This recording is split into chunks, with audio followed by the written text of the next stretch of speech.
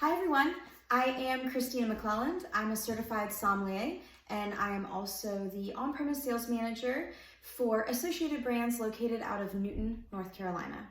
So I'm really excited to share with you today 3 wines from William Hill Estate and tell you a little bit about the estate itself and what they have to offer.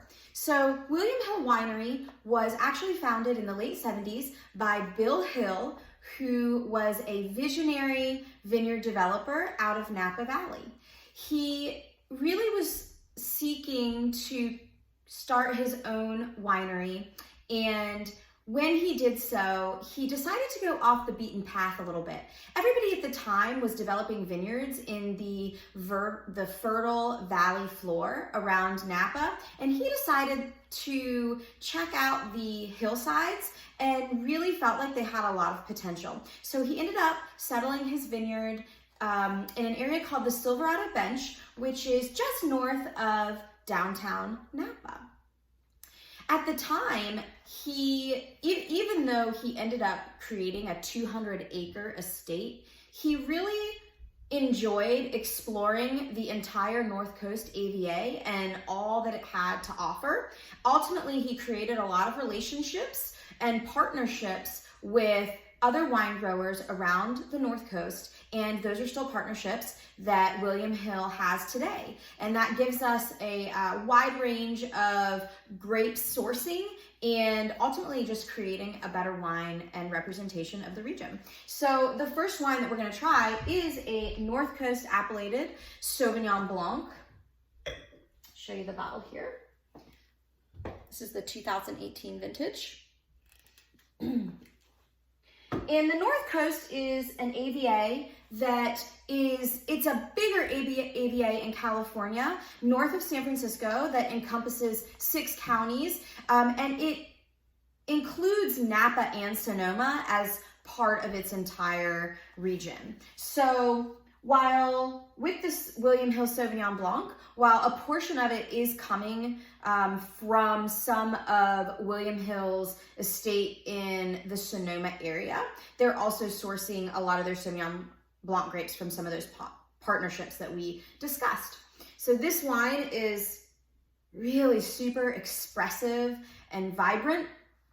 It has developed citrus notes like Meyer lemon. There's also a lot of tropical notes, probably coming from some warmer vineyards. And on the palate, you're gonna get a really zesty acid.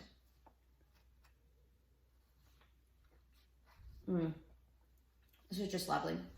So one of the things that they did with this wine was they harvested the grapes at night to really make sure that they stayed at their peak level of ripeness without going over, and that helped create just the right balance of acidity.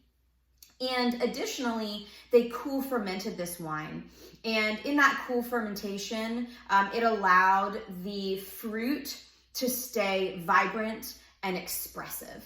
I think you really get that on this wine. I love pairing Sauvignon Blanc with goat cheese. It could go great with any kind of crisp, light protein salad, and maybe even a light fish, like fish tacos with like a mango salsa, and you could really pull out a lot of the tropical notes in the wine itself from that particular pairing. So the next wine that we're gonna go into is the 2015 William Hill Napa Valley Cabernet. I am so excited about this wine. I already tried it because I just couldn't contain myself. Here it is right here. And one of the really unique things that the Silverado Bench has to offer, the area where Bill Hill ended up planting his vineyard, is that the soil is a little different than the rest of Napa. So the majority of Napa has these really rich sand loam soils, and the Silverado Bench, and particularly where William Hill is planted, is a lot rockier, and it's actually pretty nutrient deprived. So Cabernet loves this rocky, gravelly, nutrient deprived type of soil. It really forces the vine to dig further down into the earth and to find that nutrients, it ultimately creates a nice small berry that's highly concentrated, has a real intense color to it, maybe more so than if it were grown somewhere else. So in this wine, you can expect definitely a nice intense color there. You can expect really rich, expressive fruit.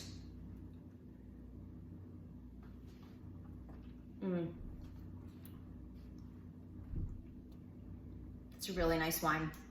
So, I'm gonna look at my notes here for a second.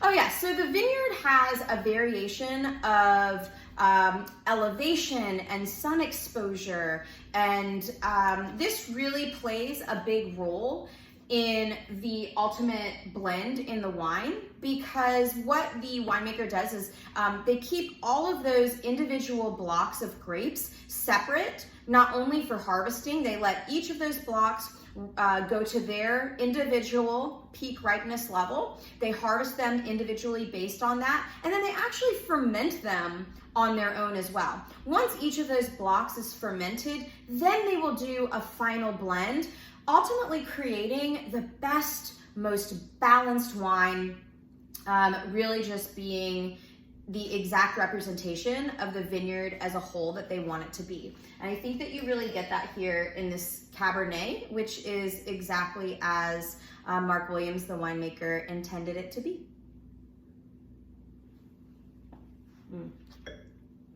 So with the wine, I will also say the majority of the grapes were grown on the estate, and the wine itself goes through both French and American oak.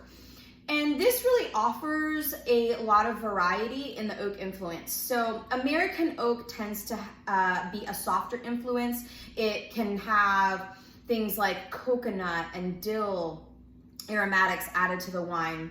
The French oak tends to be a lot more bold, a harsher style oak, and this is where you get a lot of those baking spices and toasty notes and cedar, things like of that nature. So you really get a nice blend of both of the oaks in this particular Cabernet. And lastly, we're gonna try the William Hill. This is the 2014 bench blend. Again, coming out of Napa Valley. So William Hill Estate, what's actually grown on their estate is all just red Bordeaux varietals. So that's the things like Cabernet, Merlot, Petit Verdot, Malbec, Petit Syrah. Those are the things that are grown there on the William Hill Estate. And the estate itself is a southwestern facing vineyard, and this is really great because it offers a lot more sun. It allows the grapes to hang on the vine longer, giving them a longer ripening period, and ultimately creating a really, really expressive and well integrated wine. So the bench blend here, given that it has, it's Cabernet, it's 33% Cabernet. It also has Petit Syrah and Petit Verdot to add bold fruit and a darker color. And then it has Merlot, which really softens out the bold Petit Verdot and the Petit Syrah, ultimately creating a really beautiful mellow wine. For being 6 years old, I think it still drinks pretty young, but the tannin structure is just really well integrated. It's soft. It's drinking really well. So let's see, this particular wine, 74% of the grapes themselves were grown on estate, and then they sourced a lot of the other grapes from other vineyards around the area, like Monte Rosso Vineyard, Monte Rosso does a lot of Petit Syrah, so it's possible it came from there. Sage Canyon and Snows Lake Vineyards was another region or another vineyard that they sourced a lot of the fruit from. So I think that All three of these wines as a whole give you a really beautiful tour of William Hill, a great, rich, and expressive representation of the region and the winery itself, really hitting home to Mark Williams and his winemaking style. I hope that you enjoyed these wines, and I look forward to seeing you again on our next virtual tasting.